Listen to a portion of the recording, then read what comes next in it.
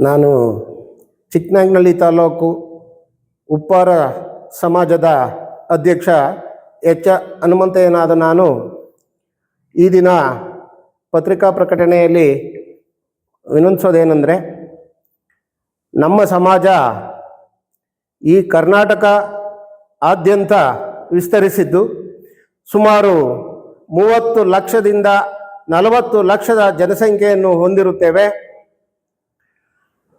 ಈ ನಮ್ಮ ತಾಲೂಕಿನಲ್ಲಿಯೂ ಸಹ ಸುಮಾರು 30,000 ಜನಸಂಖ್ಯೆ ಉಪ್ಪಾರ ಸಮಾಜದ ಬಂಧುಗಳು ಇದ್ದೇವೆ.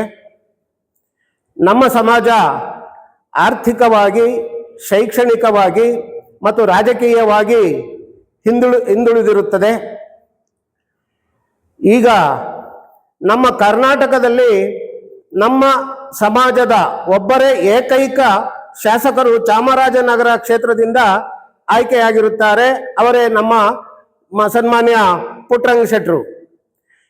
ಈಗ ನಮ್ಮ ಸಮಾಜಕ್ಕೆ ಅನ್ಯಾಯ ಆಗ್ತಾ ಇರೋದನ್ನು ನಾವು ಬಿಂಬಿಸಿ ಸರ್ಕಾರ ಈಗ ಪುನರಚನೆ ಮಾಡ್ತಕ್ಕಂಥ ಕ್ಯಾಬಿನೆಟ್ನಲ್ಲಿ ನಮ್ಮ ಏಕೈಕ ಶಾಸಕರಾದ ಪುಟ್ಟರಂಗ ಶೆಟ್ಟಿರವರಿಗೆ ಕ್ಯಾಬಿನೆಟ್ ದರ್ಜೆಯ ಸಚಿವ ಸ್ಥಾನವನ್ನು ನೀಡಿ ಶೈಕ್ಷಣಿಕವಾಗಿ, ಆರ್ಥಿಕವಾಗಿ ಹಾಗೂ ಸಾಮಾಜಿಕವಾಗಿ ಹಿಂದುಳಿದಿರತಕ್ಕಂಥ ನಮ್ಮ ಸಮಾಜಕ್ಕೆ ಸಾಮಾಜಿಕ ನ್ಯಾಯ ದೊರಕಿಸಿಕೊಡಬೇಕೆಂದು ಆಗ್ರಹಿಸುತ್ತೇವೆ. ಹಾಗೂ ನಮ್ಮ ಸಮೂಹ ಎಲ್ಲ ತಾಲೂಕುಗಳಲ್ಲಿಯೂ ಕರ್ನಾಟಕದಾದ್ಯಂತ ಹರಿದು ಹಂಚೋಗಿದ್ದು ನಾವು ರಾಜಕೀಯವಾಗಿ ಮುಂದೆ ಬರಲು ಸಮಸ್ಯೆ ಆಗಿರುತ್ತದೆ.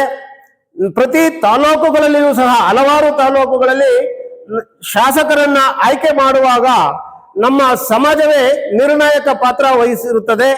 ಆದರೂ ಸಹ ನಮಗೆ ರಾಜಕೀಯದಲ್ಲಿ ಆಯ್ಕೆಯಾಗಲು ಸಾಧ್ಯವಾಗುತ್ತಿಲ್ಲ.